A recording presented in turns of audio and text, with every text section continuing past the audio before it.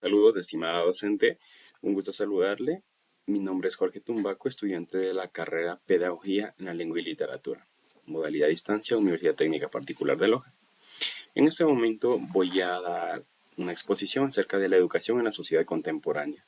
Esto válido por la unidad número 5 de la tarea de Filosofía e Historia de la Educación. Tenemos, la herencia humanista se hace presente en la edad contemporánea, puesto que la educación va tomando un nuevo rumbo. A pesar de las situaciones ocurridas a lo largo de los siglos XIX hasta nuestros días, la educación va tomando la forma constructivista de una nueva escuela de aprendizaje cooperativo. Continuamos. El primer subtema, que serían las corrientes del pensamiento contemporáneo y su aporte a la educación.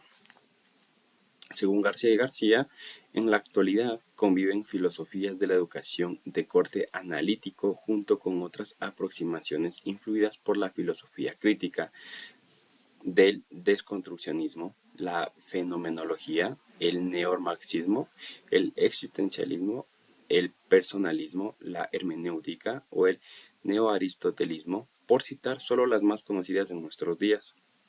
Las corrientes que iniciaron con el idealismo de Hegel dieron paso a esta época contemporánea, tales como, a partir del neorrealismo, neopositivismo, aparece el cientificismo, que ha llevado esta corriente al modelo que en la ciencia está el conocimiento, llevando a las ciencias experimentales al auge, rechazan las ciencias teóricas humanas y convirtiendo al ser humano en un objeto.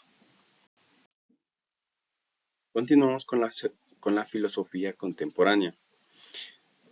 En este aspecto, las corrientes filosóficas surgidas en este periodo denominado filosofía contemporánea han surgido en medio de importantes acontecimientos históricos y sus consecuencias sociales, entre las que se pueden mencionar las dos guerras mundiales.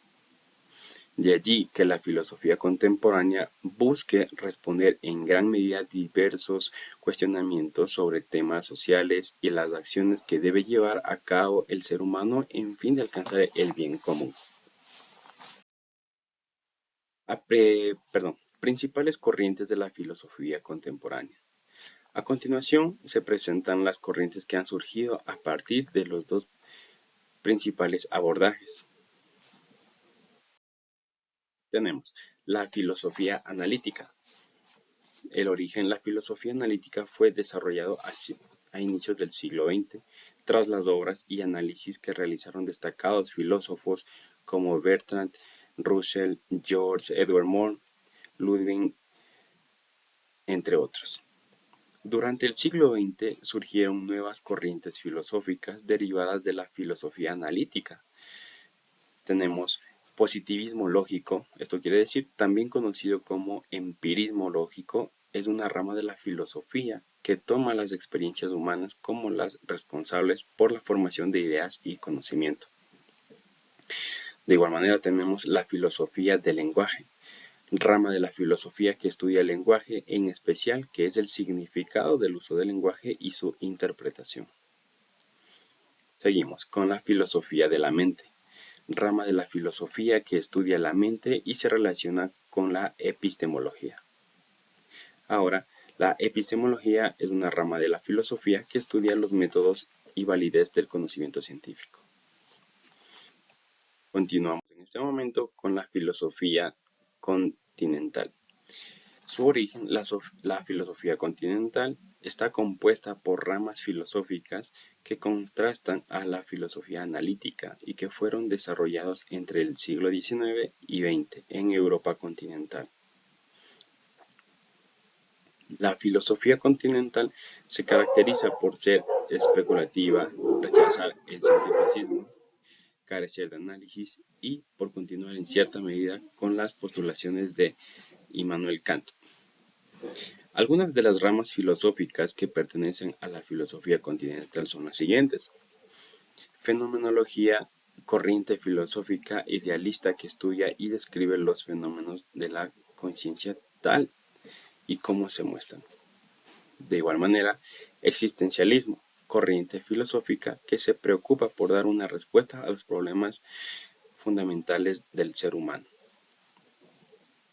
Tenemos estructuralismo, enfoque filosófico que se centra en el análisis del lenguaje, la cultura y la sociedad. Hermenéutica, rama de la filosofía que se preocupa por entender los hechos humanos considerados el contexto en el que suceden. También puede ser entendida como la teoría de la verdad, según el filósofo Hans-Georg Gadamer. Continuamos en este momento con la educación vista por los omitidos pensadores contemporáneos.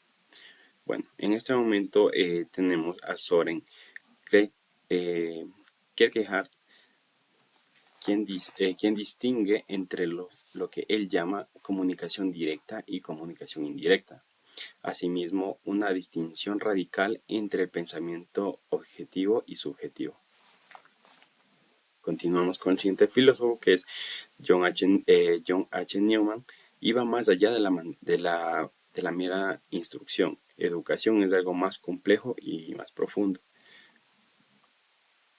Por su parte, Hans-Georg Gadamer, recordemos que la hermenéutica fue inicialmente una disciplina auxiliar para la explicación de la Biblia, de los textos clásicos de la historia humana.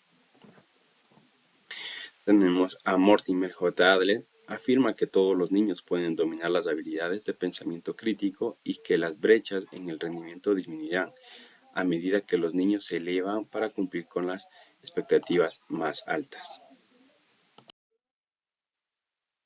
El siguiente, los herederos contemporáneos de la escuela humanista. Tenemos, las primeras teorías educativas surgen como los aportes de Rousseau, Pestalozzi, Brovell y Herbart. Más adelante vinieron los aportes del experimentalismo y los planteamientos de J. Dewey y de la Escuela Nueva. Y adentrándose en los siglos XIX y XX vinieron las teorías anti-autoritarias y de desdolarización. Tenemos los herederos contemporáneos de la escuela humanista. En este momento observamos a 6 de ellos, los cuales son Johann Pestalozzi, John Dewey, Maria Montessori, Jean Piaget, Lev